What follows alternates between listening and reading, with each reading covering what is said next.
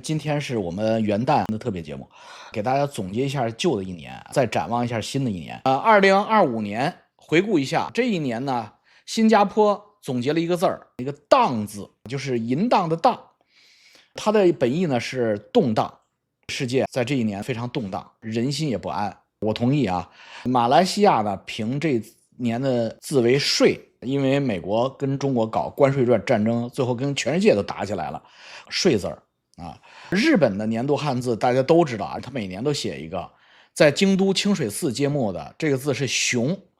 当然日本今年老闹熊灾，大家看到熊也知道这经济没好，日本把2025年定为熊年。对我们中国人来说呢，总结了一下中国的2025年的新闻事件，华文世界里边两岸三地没有任何一件事儿是我们值得庆祝的事儿。好不容易盼到一个圣诞节，盼到一个新年，结果呢人家抵制文化入侵，你就是能看到他们多么的愚蠢。回顾这一年，南博偷文物，柬埔寨被泰国暴揍，还有香港大火，竟是这些不好的事儿。那么我来总结一下2025年正式的新闻，我们做一下回顾。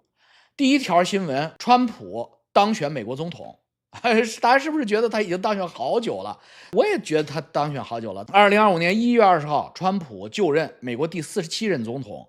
哎呀，搁到今天，他这个折腾这动静好大呀，可不像是当了一年的。他的这个影响力无处不在，一上台立刻推进对全球的贸易战，这是出乎所有人意外的。他要跟中国打贸易战啊，全球都有预期。因为中美之间的贸易失衡是这个地球经济的主要矛盾。他放开中国，对他的盟国首先开启贸易战，对全球征收10%到50%的第一轮关税引发全球的震荡，也使得全球的贸易经济出现了不确定性，供应链开始重构。这个是2025年最具颠覆性的大事件。第二条新闻就是涉及到本尊者。2025年1月，美国加州洛杉矶发生世纪大火，同时伴随着狂风的时速超过100英里每小时，造成了巨大的损失，数千栋豪宅成为瓦砾。那么我呢，非常不巧我当时就在那个火场，距离火场我只有200多米，哗，电停了。我记得非常清楚，大家记得吧？过了一会儿又来了电了，网又来了，我继续在那装弹。我们家小朋友都害怕了，跑过来，又教友催我赶紧跑。这个就是第二大新闻。第三大新闻就是5月，印度和巴基斯坦爆发短暂的战争。这场战争是高科技数据链传输、防区外打击的空导弹战。巴基斯坦使用中国造的数据链先进空战武器，以歼10C空中预警机搭配导弹攻击多架视距外的印度刚刚起飞的最先进的准5代战机阵风，法国造的，造成多架阵风坠毁，数十人伤亡。双方迅速达成停火，解除了战争发展为核战的危机。第四大新闻，6月份，以色列突然对伊朗的核设施进行了先发制人式的打击，大规模 F-35战机光临伊朗上空，将伊朗的防空设施打得稀巴烂。第10天的时候，把伊朗的核设施基本上炸得七七八八。22日，美国从本土起飞的 B-2 重型轰炸机对伊朗的地下核设施进行了精确的打击，用钻地弹彻底摧毁了伊朗的核精炼设施，标志着美国正式介入战争。也就是说，美国实际上是他妈战争幕后黑手。24号，处于事实战败状态下的伊朗签署城下之盟，双方停战，我们把它命名为12日战争，打了12天。第五大新闻，俄乌战争这一年双方继续拉锯，死伤无算。川普号称上台第1周就能实现的和平并未到来。虽然川普现在仍然在做努力，但是显然战争的车轮并没有停止，目前已经进入2026年了，还要再打。第6大新闻，保守派的美国青年政治活动家查理·科克遇刺身亡，引发了美国的社会震动。这个事件对于美国政治的影响不亚于马丁·路德·金遇害。那第7大新闻就是巴黎卢浮宫出现了惊天艺术品被盗案，往往发生在好莱坞大片里边的一堆窃贼，半夜一身夜行服潜入卢浮宫，偷走价值连城的瑰宝，什么王冠项链都偷走了。2001年我在卢浮宫围着那柜台转半天，他们终于给拿走了。据说是超过1亿美元的珠宝弄走了。事后证明他们的方式非常简单，就是竖了个梯子，直接爬到2楼进去就拿走了。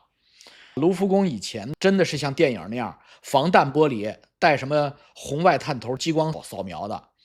左臂装修之后呢，认为这些东西是使展品与人民群众距离太远，都换成了普通的展柜，那些高科技东西什么都没有了，防弹玻璃也没有了，拿锤子轻轻一砸就拿走了。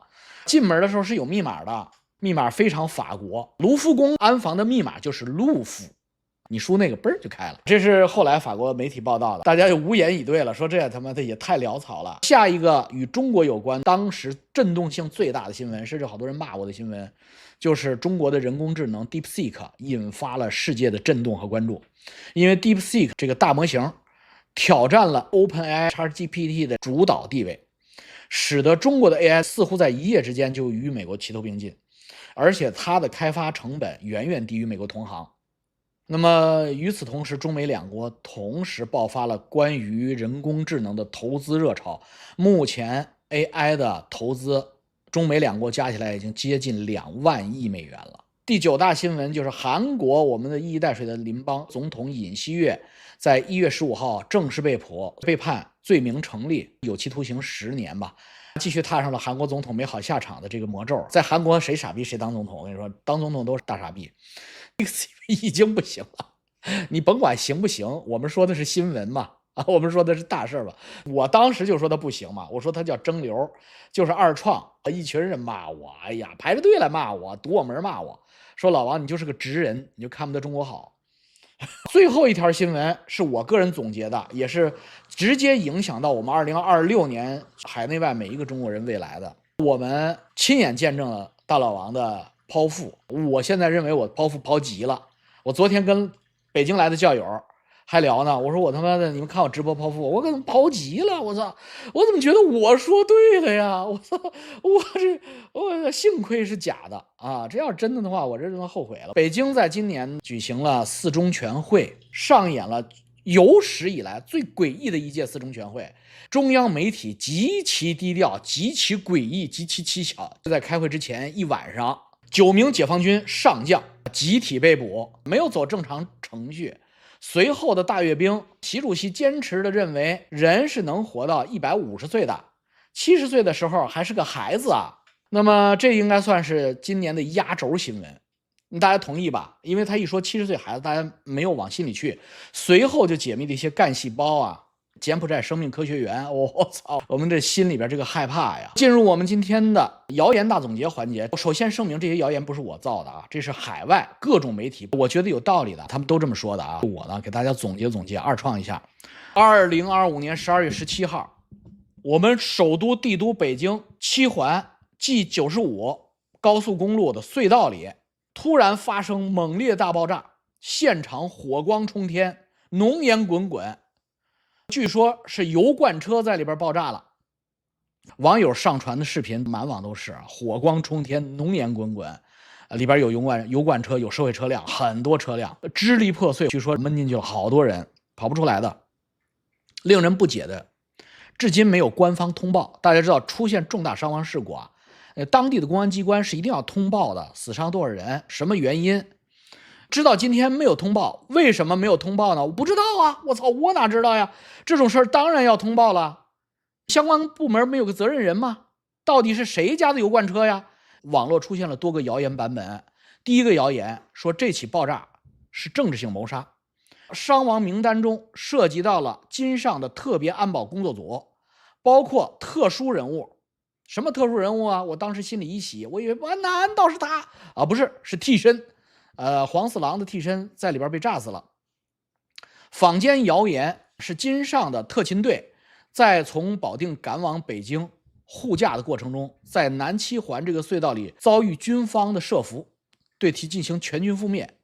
我当然认为这个是谣言了，但是大家不觉得这个东西太好看了吗？所以我讲给大家听啊，是否是真相不得而知，但是呢，确实炸得蹊跷。就跟金上上台之前那次天津大爆炸，消防队员就炸死了好像200多个呀。那个大坑到今天从卫星上都能看得见啊，炸出来了一个200多米的大坑。这是当年的天津大爆炸，那次大爆炸也没有任何的结论。那针对谁都不用说了，而且放的是军方的炸弹之母那个 level 的大炸弹啊！反正美国不说，中国也不说，那俄罗斯也不提啊，就是黑不提白不提。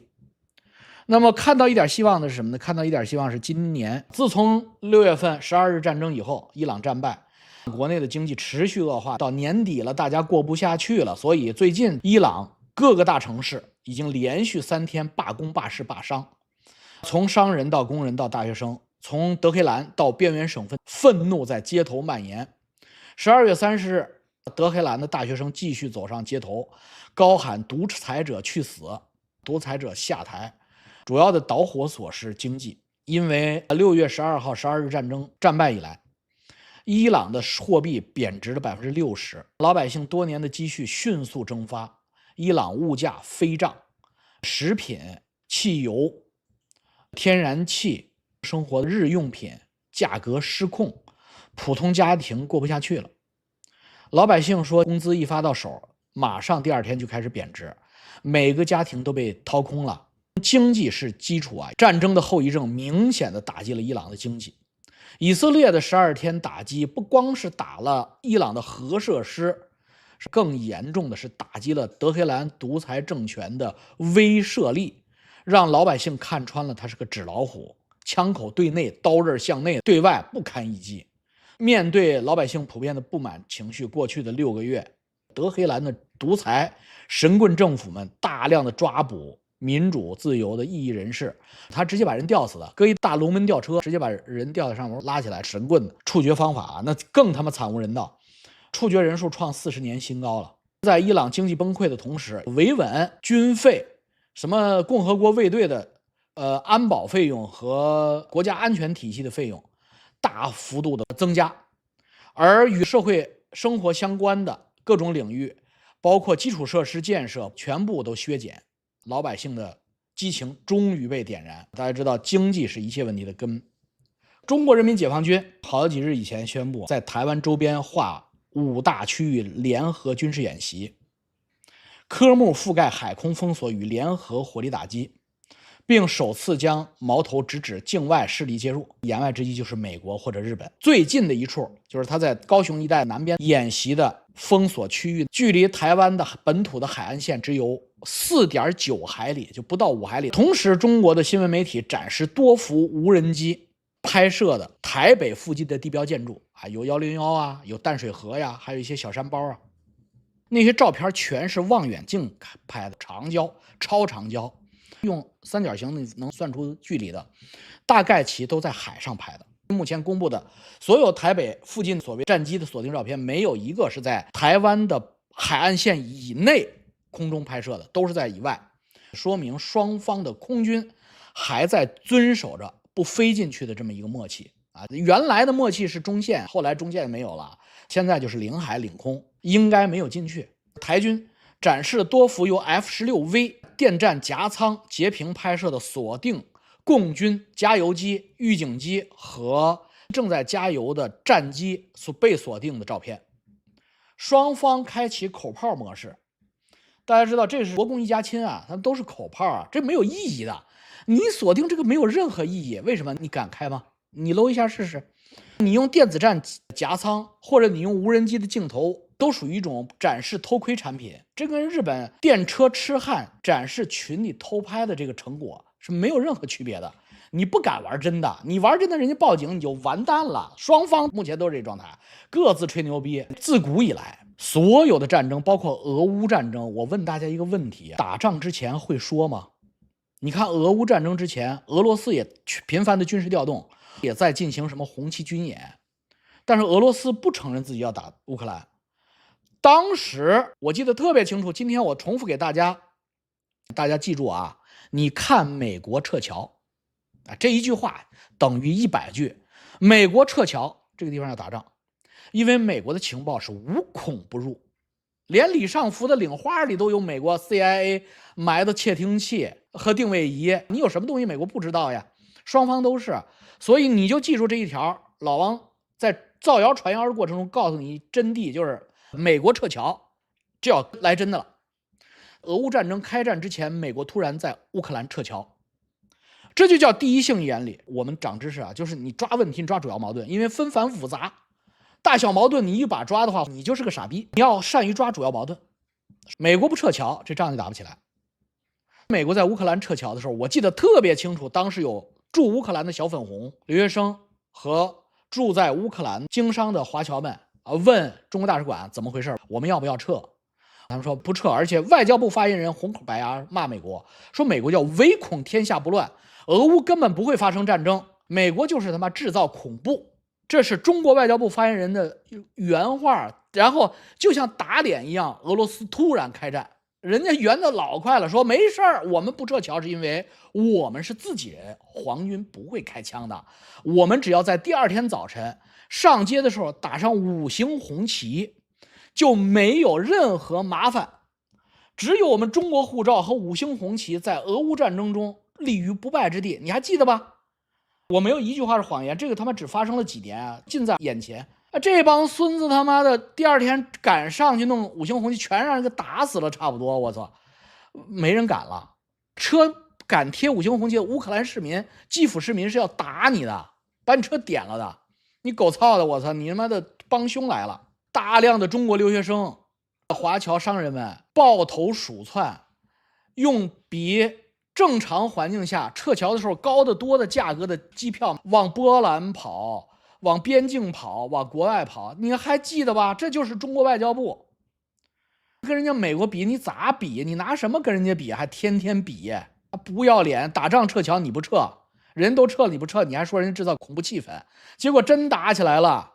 说怎么办？找大使馆帮忙啊！大使馆就是我们的贴心骨啊！结果你可好，我操，你他妈的还让大家打着5星红旗上街，上基辅上街上招摇，你个狗操的！我操，你不是害人吗？他妈的5星红旗跟他们俄罗斯一伙的，所以别信那个啊，别信中国外交部或者中国国防部新闻发言人，他们就是他妈的卖嘴的。我反过来跟你说，台海这个事儿，第一性原理，你就看美国撤不撤侨，你别信国防部，也别信外交部。外交部说是可忍孰不可忍，去你妈的！他那个是可忍孰不可忍，孰可忍后边就是孰不可忍，婶儿决定忍，你懂吗？你就不要信他们那些，你就看第一性啊，你就理解了。所以粉红还被治好吗？你这一次一次的打你的脸，吴京在那演电影骗你，习主席跟妈普京去好了时间，然后外交部骗你，你说你还信啊？我说你这个台海你别信了啊，因为美国这个国家是可预判的。大家知道，美国在政治联动的过程中，它有一些院外游说集团，包括兰德啊之类的，它是真有发言权的。它不是说中国外交部那种啥都不知道的事儿。如果中共对台湾发动进攻，那么当年苏莱曼尼实施的斩首式打击立刻将会上演。这是谁说的呢？打击的目标是谁？包括中共政治局常委的每一名成员，所有的7个常委定点清楚你，首要打击目标是习近平。不是我说的啊，这段话出自前2天美国资深媒体人，也是美国国家安全问题专家比尔·格茨。这个人不是一般人啊，你别以为他胡说啊，他有的时候是政府的放风，那叫什么吹风者。28号，比尔·格茨在 X 账号上公开发表这段谈话，引起高度重视。格茨不是普通评论员，他是现任的华盛顿时报国家安全事务高级记者。他与五角大楼和美国军事方面的参议员们有常年的私人友谊和工作关系，所以这番话并非空穴来风。他继续补充，这个方式是如今这个地球上唯一能够阻止解放军侵犯台湾的方式。同时，美国政府批准9000亿美元的投资，发展无人机项目，出台无人机拒止战略。12月24号，比尔·格茨在《华盛顿时报》发重磅文章，美国国会要求对台湾防务进行重大升级。一文中披露，他跟我说的是完全一样的。2026年财年，美国国防授权法第 NDAA 中最关键的一笔投资就是建立9000亿美元投资的无人机战争体系。大家知道这是一个大蛋糕，美国现在是零。在俄乌战争中，中国的产品已经得到了实战的认证，所以美国启动无人机和反无人机拒止计划，发展无人机作战系统、反无人机防御作战系统。不但研发要建立在美国本土上，而且生产基地建立在美国本土上。在俄乌战争中，经过实战检验，那全是中国货。这些无人机生产制造产业链，一句话总结：美国要推进一次机器人战争，在台海构建一个地狱景象，出动成千上万架无人机对抗中国的无人机，双方用无人机封锁台湾海峡。不是我说的，还是美国印太司令部司令现役的负责打仗的那个人，他叫山姆·帕帕罗。山姆·帕帕罗为他在台湾的这个应对战略起了一个新的名字，叫 Hellscape。Hell 就是地狱， Scape 就是景象。这并非修辞，它具体的意思是以成千上万的空中无人机滞留在台湾海峡，同时在水面和水下部署成千成百的水上无人艇和水下无人器，全天候全纵深覆盖整个台湾海峡。目标只有一个，让解放军的跨海进攻力量即使登岛无法回头，无法续登，成为一次无法成功、无法承受以及无法回头撤军的跨海进攻行动。那么五角大楼同时确认，无人机主导的军事转型计划已经启动，小型无人机率先部署，更大型的综合运力很强的随后跟进，也就是中国有的它都要有。你别笑啊，中国的无人机目前真的在美国前面去了，所以中国有的美国还真没有。你看大疆就知道。所以呢，台湾正在被美国以制度性的推入军事盟友行列。苏莱曼尼的模式就是最新样本。2020年1月4号，中东之眼的长文被追踪、被锁定、被击杀，苏莱曼尼的最后时刻，严肃的还原了目前威胁中南海的那7个常委，就是你们别瞎鸡巴轻举妄动，就这么打。伊朗革命卫队圣城旅指挥官苏莱曼尼当晚抵达巴格达，与老朋友伊拉克民兵组织的副指挥官阿布穆罕迪斯会谈。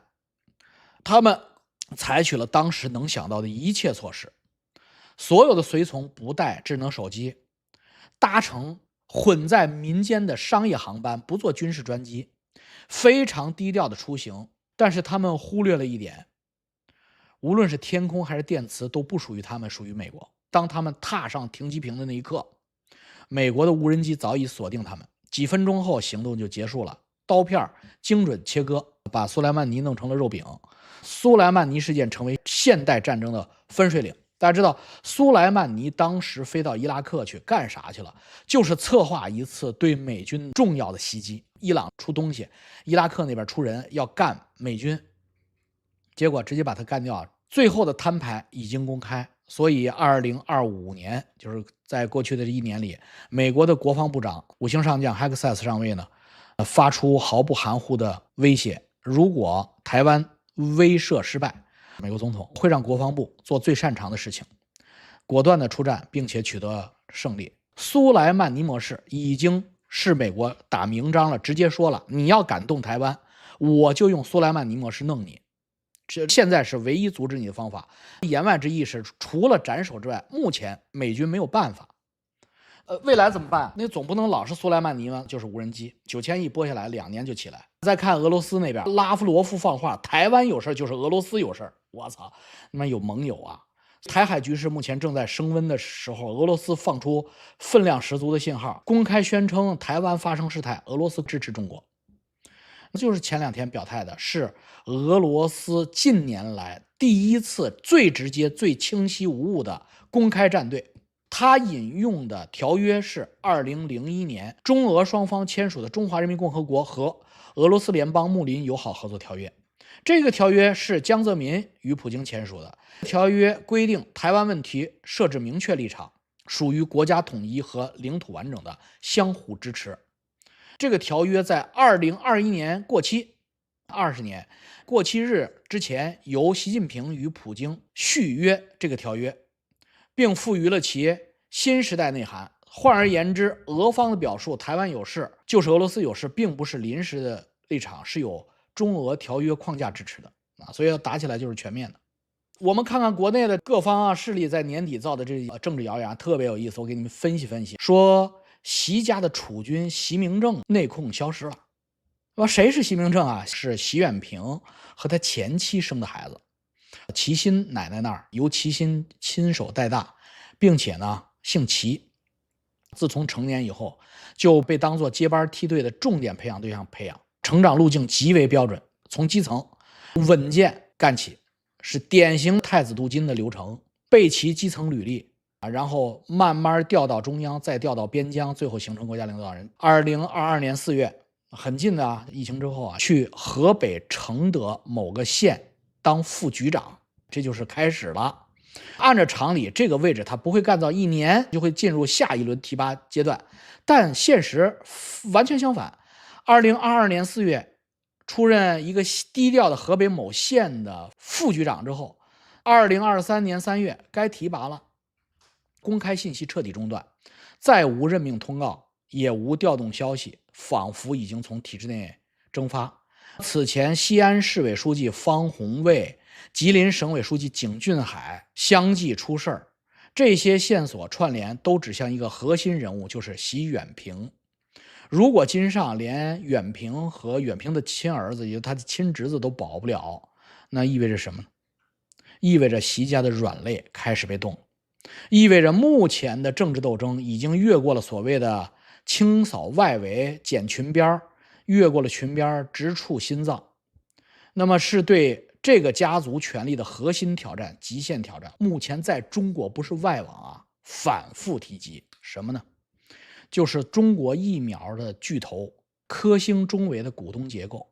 大家知道，公开信息能查到，科兴中维就是科兴疫苗的生产盈利厂商，它的股东名单里有一个股东，实际控制人叫谢其润。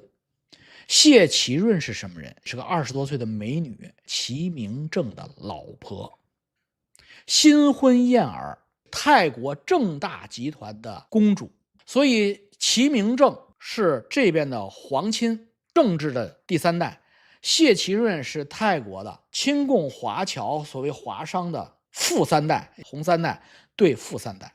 谢其润是正大集团创始人谢炳的女儿，因为她的名字、她的属相、她的气质性格深得齐心和习远平的中意，所以他们的婚事很顺利。也就是说，科兴疫苗的实际控制人是习远平的儿媳妇。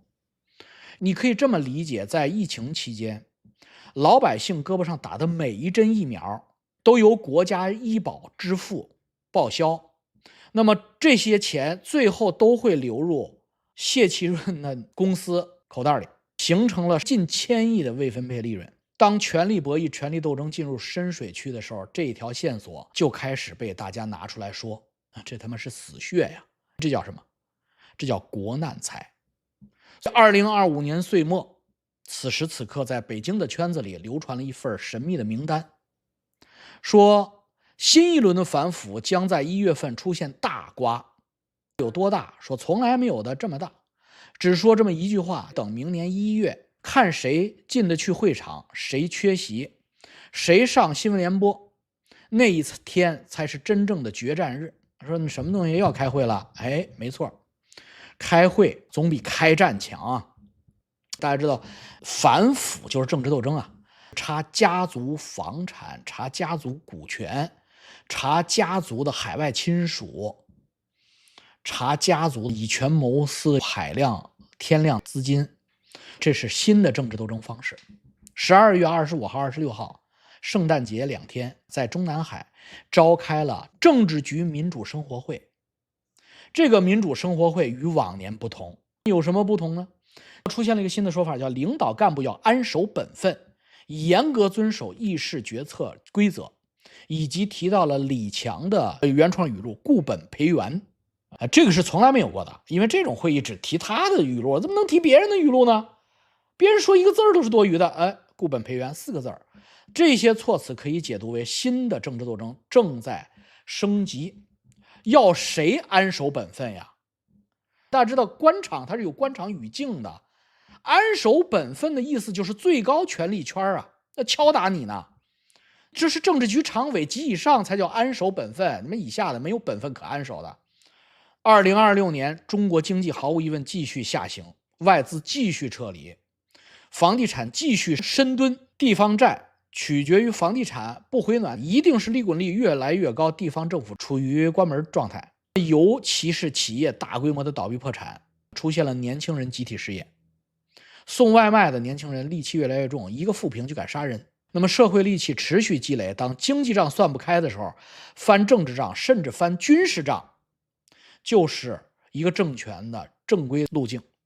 在这个时候，齐明正、彭丽媛被点炮，那么这些家臣们被抓起来，他自己的这个军方的将领们被消失或者突发心脏病死亡。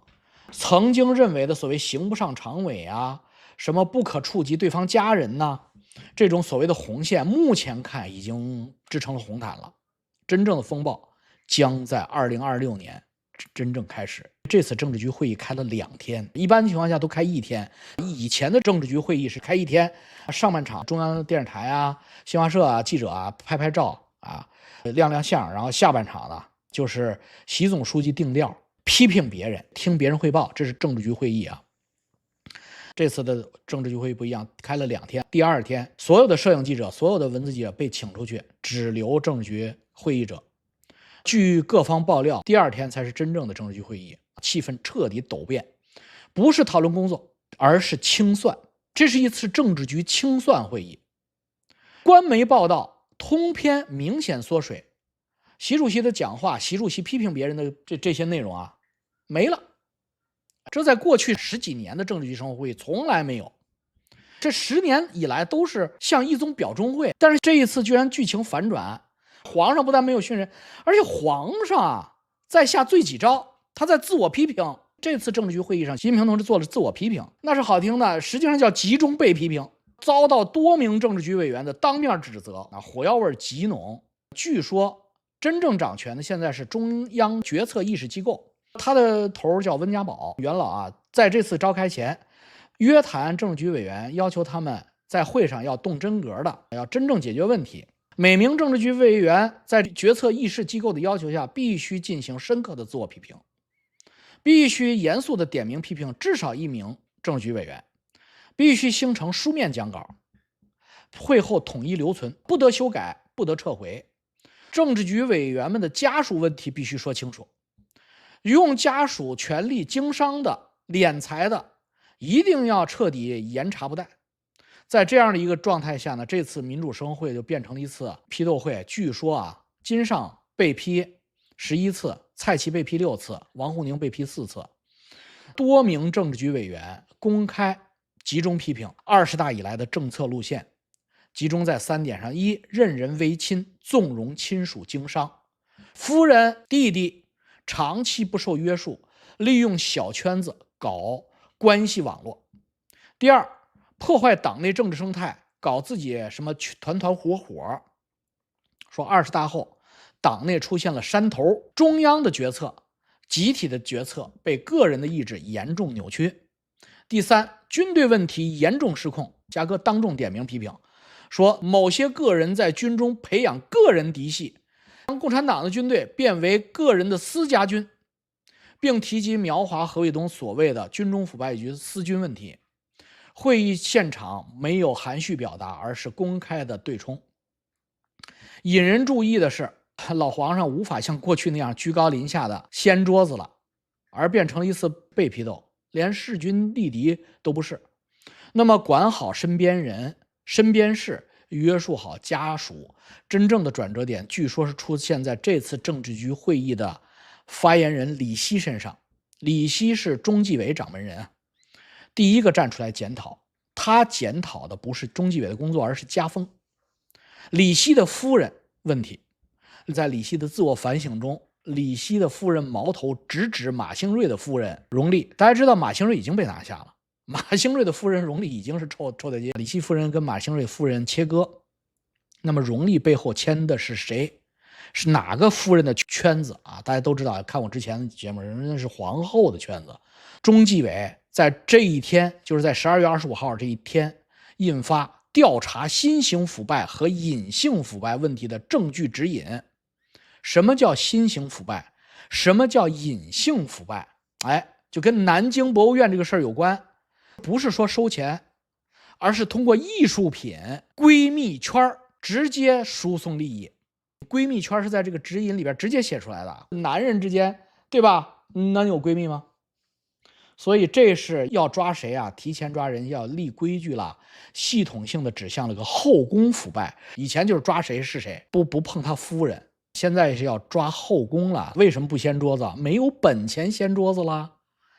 他妈的，山洞里边烧掉的就是最后一波秦王的兵马，我操，在 G65 高速上被烧了，没有办法掀桌子。那什么时候正式摊牌？为什么北京圈传谣说看1月份谁进会场谁上新闻呢？2026年1月12日要开中纪委5次全会，大家届时吧，我们看看中纪委报告要不要破天荒的点名马兴瑞和他的妻子荣丽。这艘摇摇晃晃的破船驶过了2025，我们再次强调，本频道不是一个反贼频道，我们不反党，更不反习主席，我们要支持习主席领导，只不过对习主席之前的工作作风和算力产生了一些怀疑。我们在此向党中央国务院提出个建议就是以后中共中央政治局必须考高数，必须会解微积分，这是一个基础。如果你不会解微积分，你不会算高等数学，你没有权利升任省部级以上领导。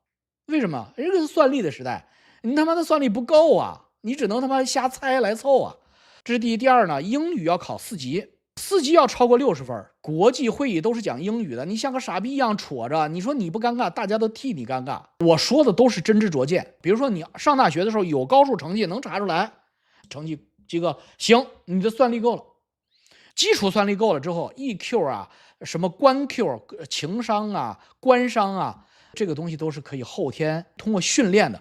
唯独基础算力你他妈的 CPU、GPU 不够就是不行。你后边这策略是没有屌用的。我是真诚的向组织部门提出不要搞一些学历他妈的都是他妈假的，没念过书的人来，你这个技术算力是不够的，最后会出洋相的。你看现在是不是都出洋相了？2012年之前中国1把的好牌，你能想象到今天这个状态吗？北京元旦国贸没人吗？这是什么情况呀？这所有的店家都要关门，连餐饮业都开不下去了，茅台的价格都跌破地平线了。根本问题是因为算力不足。我没说金少你们不要瞎指谁算力不足不是我不知道是谁我们那个时候就是元旦圣诞三里屯不去，为什么？人挨人人挤人，你去那儿你挤得慌，就是心忙。你现在可好了，你真是不行那个时候三里屯一个铺面，大家知道多少钱的顶铺这个转让费哎呀，一铺养3代。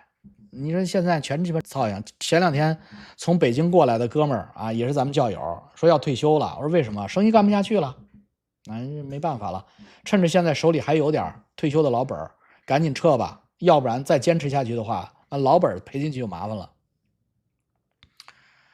南京昨晚防护还挺严下边一群傻逼，你们知道吧？你像这种什么市委书记、省委书记，在这个改朝换代这个大风暴下，净干那个傻逼事儿。